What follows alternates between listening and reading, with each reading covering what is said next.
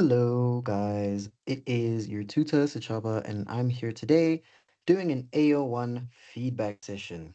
So, this feedback session is to just talk about what went wrong and the things we would like to tell you guys so that going into AO2, you don't feel as overwhelmed or you feel like you're still not making progress or you're making the same mistakes. So, here we go. Now, the first thing we identified was in question one. A lot of you guys were struggling to identify or articulate an issue well. And this comes, for example, when they stated a director has a company that manufactures tennis rackets. Right. So, what am I talking about here? Well, we're talking about this piece right here. And a lot of the issues, well, when they asked you in question 1A to talk about the issues you see in the directors meeting, the issue is this entire circle. So, why is this an issue? This is an issue because of a conflict of interest, or you could call it a director's interest. And a lot of you would have simply stopped and told us that David has a company. Now, David having a company isn't wrong, but David having a company that supplies to Fit Gear is a problem. Now, another thing within the directors meeting question was a lot of you started going off topic. And when I say off topic, I mean things like this, where they're discussing what happened in the meeting, or when they're talking about the matters. But people started talking about the PIS score, and the PIS score is nowhere to be mentioned here. But a lot of you started talking about that and the audit thing, and you guys got a lot of things that were correct, but they were off topic and not relevant to the question. So I think a lot of theory practice, a lot of past papers, reading instructions carefully, that's a big thing to see exactly what we wanted from you, what we didn't want from you. That is a material thing that you guys should really focus on when you practice, when you go over your work, that you should make a list of things that are required in a question before you do the question. Now, if we go to the shareholders meeting, which was question B, um, there's a lot of percentages here that are needed. And what do I mean by a lot of percentages here that are needed? I mean, a lot of things were basic theory stuff that you should know. It's things that, you can't grab from the scenario and try to find. It's something like quorum to say that, okay, was quorum met here, you know, or was, for instance, here, was the correct amount of voting rights exercised here, you know? These are things that you just have to learn over practice and reading and theory and being present in class, knowing the work. These are things that you can't skip. Now, question C, asking about the objectives of the Companies Act. This is simply, again, going to be your theory where you need to know about helping to start companies, you know, effective management and governance. All these things are things that you should just know off the top of your head, and it's things that you should have in your study file or your study book.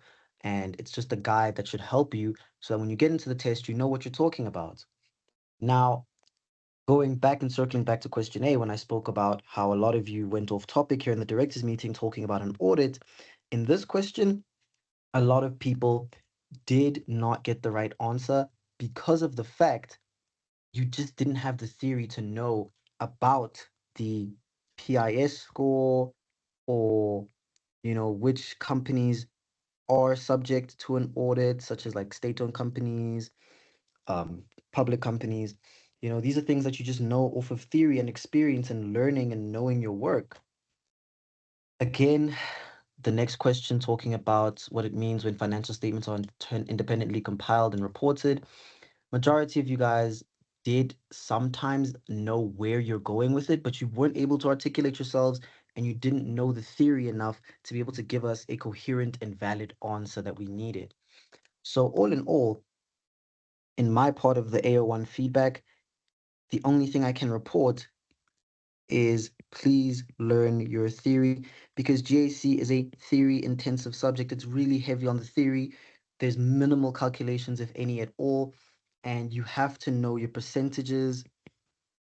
you have to know your requirements, you have to know these things, and it comes from past papers, question banks, but it also comes from consulting. Please consult with lecturers, consult with us, the tutors, because we're all here for your benefit. No one's going to make you look like a fool if you come to us and you don't know what's going on. We are here to help. But besides all that, I close my meeting and I say thank you for your time. So with regards to question 2, I think the main problem is that majority of you did not read your required correctly. I do want to point out that, and I know the lecturers stress on this, I know we've stressed on this, like your other tutors have also mentioned this.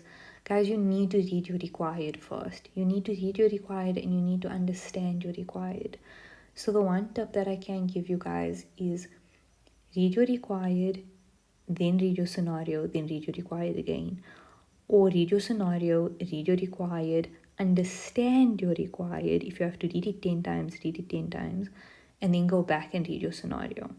I know time is a problem, but I really would suggest you reading your required first and then reading your required, understanding your required, and then reading your scenario. So for the first question, you were asked from the perspective of the general public and with reference to the ethics triangle, discuss and conclude whether the proposed 2% increase in VAT is ethical. The way you guys should be thinking is your mind should really go to the ethics triangle because that's the main thing that should come out of this question is the ethics triangle. If you don't remember it exactly and if you need to draw a little triangle in the corner on your paper, draw it. If you need to draw it, nobody's going to judge you. So just draw it. It will make things clear for you or it might help you. Then the other thing it says, from the perspective of the general public.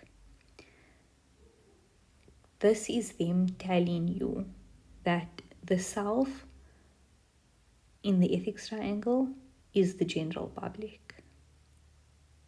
So a lot of you didn't pick up on that, and that's why your perspective was wrong. You confused the self and the other. But in this case, they told you that the general public is the self. Then another thing, when you discuss the ethics triangle, you have good for the self and you have good for the other.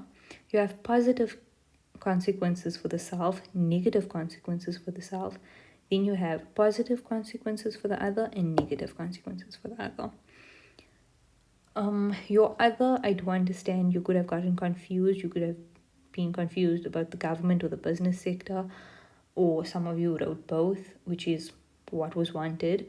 But if you didn't write both, that was also okay. I just want to point out that this question has a maximum of 7 marks, so it was for 7 marks, but the available marks was 15. And yet you guys still struggled with this just because you didn't understand the required.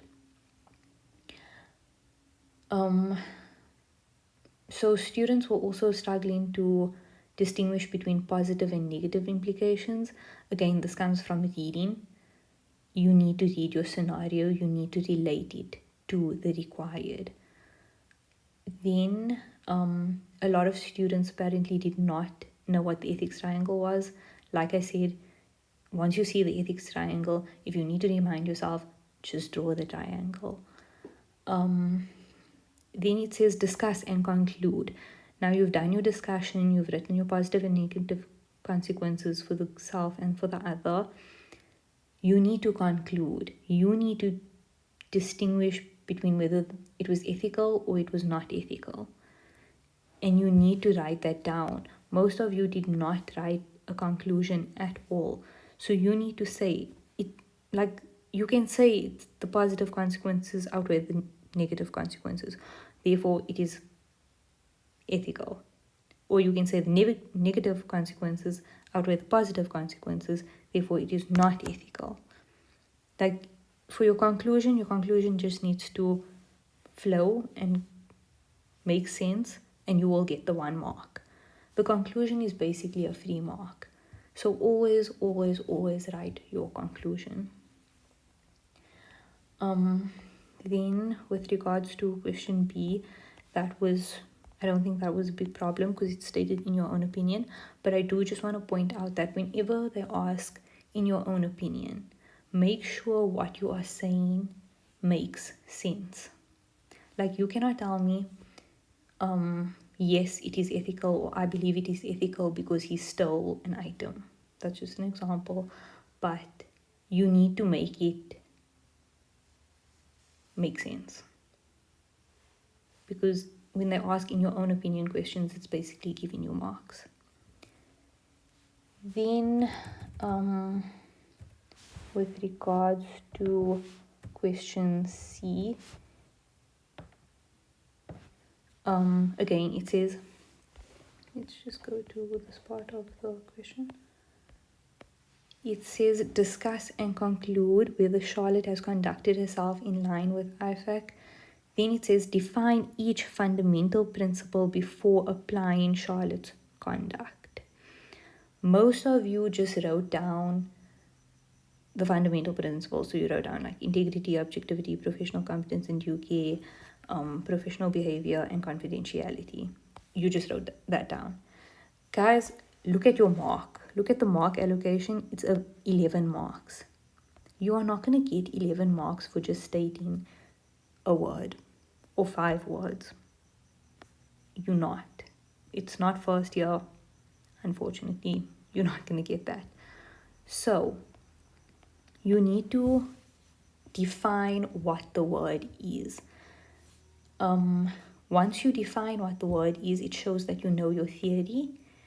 And then after knowing your theory, you can apply the scenario to that theory. It makes it a lot easier. So for example, you take integrity. Integrity is to be honest and straightforward in all business and professional relationships. You know integrity is one of the fundamental principles. So when you go back and you read your scenario, whatever seems dishonest, you're going to highlight, or you're going to underline, or whatever the case is. You're just going to make a note of it mentally if you're that type of person. But it just makes it easier once you know your theory to apply it. Another thing is, most of the students did not conclude again. The question stated discuss and conclude. The conclusion would have been 1 mark just for stating whether or not you believe that she has or she has not conducted herself in line with the IFAC fundamental principles. So conclusion is basically just answering your question with like a yes, no, and why you think that. A tip. Hi guys, so I'll be focusing on the last 3 questions, which are in relation to corporate governance. So the feedback that I received for this last 3 questions was that you guys have lack of theory preparation, so you're not answering the questions correctly. You guys are unable to define the terms. For some of you that are able to define the terms, you're struggling to apply it to the scenario. You guys are not reading the instructions carefully, therefore you're not responding as requested. And also, guys, you're not letting the mark allocation to guide you when you respond. So for a 6-mark question, you only give 2 or 3 points. For a 3-mark question, you just give 1 point. So guys, you need to make sure that you maximize the marks. For a 6-mark question, what I used to do was I'd give 7 points because you're not even sure that all your answers are correct. So I tried to maximize the marks. I'd over-explain, I'd explain in detail, and make sure that I answer the questions as requested. So I'll start with question D. Question D states that, as you know, the GAC principles of corporate governance is applicable to any type of organization, even municipalities. So I would highlight this because it stipulates what type of organization it is. So Charlotte's line manager mentions that he has heard about this GAC code. So he asked if COJ has to comply with GAC. So for this one, you need to understand your theory for GAC. So for the first point, it would stipulate that it is not compulsory for municipalities to apply King IV in the organization. That would have been your first point. Then, as they stipulated that COJ is a municipality, then you would also add on that as COJ is a municipality, it's therefore not compulsory for them to implement King IV. Then you also mentioned that it is compulsory for JSE listed companies to apply King IV. They did not mention that COJ is a listed company, so you cannot assume that it is. That would have been your 2 points for this question. So for the other question, they're asking you to explain what exactly King IV is. This one, guys, you just need us to know. So for this one, they define it as King IV is a code that sets out the best practice standards for corporate governance and how a business should operate. So I also used the notes from your content on Moodle that is posted and defined that I would have added that corporate governance is the structure of rules, practices, and processes used to control and manage a company. Just to add on the other 2 points and get a mark. You see, I'm detailing my answer and I'm trying to maximize the marks. So the other one, which is question E, sorry for that, they're asking you to define independence and explain why it is important in the decision making of governing bodies. So for this one, guys, it was disappointing to see that you guys couldn't define independence, an executive, and a non-executive, because, guys, you have slides for that. You guys are not engaging with the content. Also, you guys are not engaging with the lecture in class. You couldn't define what non-executive is. Guys, it's important to study your theory. It's very important, because if you don't, you wouldn't be able to apply to the scenario, not define some terms. So it is very important, guys, to understand your theory. So for this one, I would have defined independent as the ability to make decisions without the influence from others.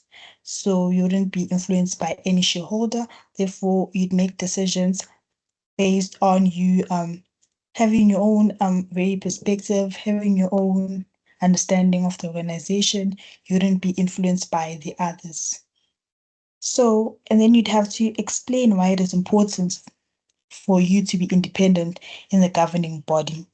So it is important as bias might lead to poor or influenced decisions.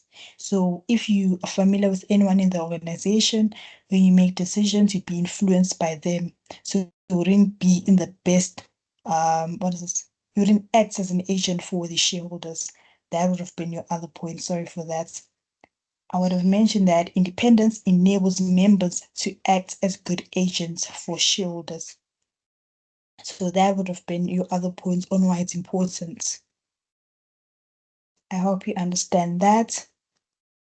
So for F, they were stipulating that from the section applications for the COJ governing body, your line manager requests that you identify a non-executive and independent applicant to join the governing body. He requires a detailed explanation of your decision. So for this one, it was very important that you apply the what is this definition and terms to the scenario. For the other 2, not so much. So for this one, let's say applications for the COJ governing body. The following applications were received to be part of the COJ governing body. For number 1, Aura works at the COJ but is very vocal about the importance of independence. So I would have answered this question in a table format, even if it's not required, because it made things easier for me. Guys, answering in a table format helps you because you're able to define on the left-hand side and apply it to the definitions. Because sometimes you feel like you've answered the question by defining things, but you haven't applied it to the scenario. So with this one, if you place your definitions on the left-hand side, you're forced to apply it to the scenario because you haven't answered the question. So you'll be able to tell that on the right side, you need to apply and conclude. This is also in a format of IPAC in a way. So on the left-hand side, I've defined what is an executive director. Obviously, they are involved in the day-to-day running of the company and they are a salaried employee. Now, to answer the question, they mentioned that Aura works at COJ. Automatically, when you work as COJ, it means that you are part of the day-to-day running of the organization. It means that you are a salaried employee. Therefore, you'd qualify as an executive member. You've answered the question. The question said they want someone who's a non-executive and is independent. Aura is not. Aura is an executive member. For the second one, they said William Smith is employed in the private sector with the sole provider of transport to all COJ officials. Will Smith is employed in the private sector. This company is a municipality, so therefore, Will Smith is not employed at COJ and is therefore not part of the day-to-day running of the organization. They are also not a salaried employee, therefore they are qualifying as a non-executive member. That is, you applying it to the non-executive definition. But you're not done with the question because they want you to stipulate on whether Will Smith is an independent. Here, they mention that they are with the sole provider of transport to all the COJ officials. Part of your independent requirements are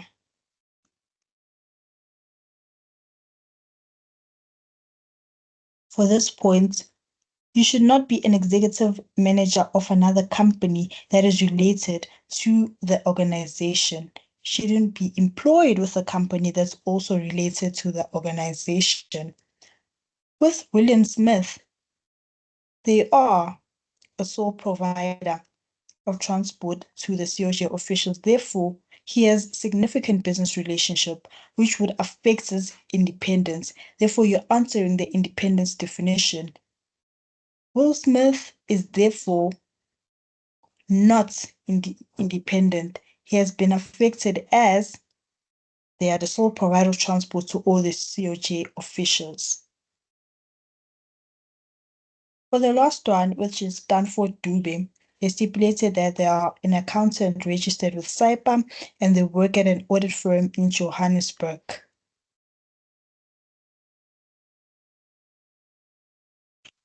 Stanford Dube is an accountant registered with SAIPA and works at an audit firm in Johannesburg. Therefore, they are not part of the day-to-day running of the organization and they are not a salaried employee. Therefore, they would also qualify as a non-executive member. So in this instance, they did not mention any relation of Mr. Dube to the company. They did not mention them being a significant customer, supplier, them having shares in the company. So for this one, you're free to assume that the person is independent as there is no mention of relations to the company. So for this one, you will conclude that Mr. Stanford Dube is a non-executive and they are an independent member to be considered for the governing body. I hope you guys are able to understand this. And also, guys, I'd recommend that you redo the question, answer the question, probably consult, ask on how we would be able to mark the question, look into the memo on how you're answering the question. Make sure, guys, that you understand your theory properly, apply it to the scenario, make sure that you're consulting, you're engaging with your content. And guys, I promise you're going to do well in your second paper. Thank you.